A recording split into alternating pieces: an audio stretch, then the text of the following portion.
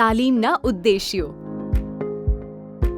પ્રસ્તુત કરતા સંકલિત બાળ વિકાસ સેવા યોજના, મહિલા અને બાળ વિકાસ વિભાગ તથા યુનિસેફ ગુજરાત. આપ સૌનું સ્વાગત છે.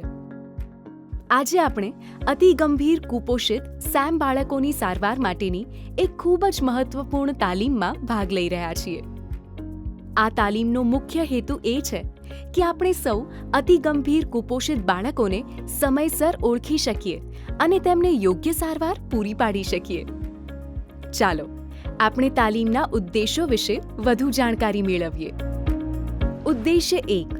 અતિ ગંભીર કુપોષિત સેમ બાળકોની સારવાર માટેના કાર્યક્રમ સીમેમની માર્ગદર્શિકાથી માહિતગાર થવું. ઉદ્દેશ્ય 2. તાલીમના અંતે દરેક તાલીમાર્થી અતિ ગંભીર કુપોષિત સેમ બાળકોને ઓળખવામાં સક્ષમ થશે તેમજ આવા બાળકોને ક્યાં અને કેવી રીતે સારવાર આપવી તે નક્કી કરી શકાશે. ઉદ્દેશ્ય 3.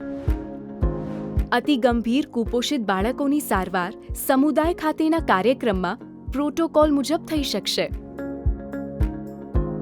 ઉદ્દેશ્ય 4.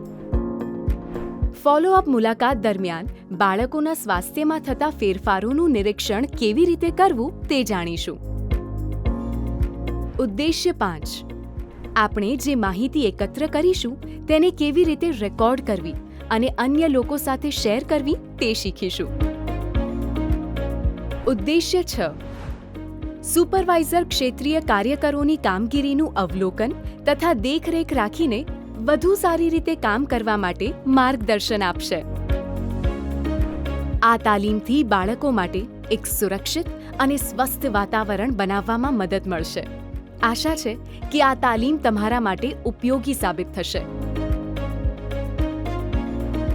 તમારો ખૂબ ખૂબ આભાર.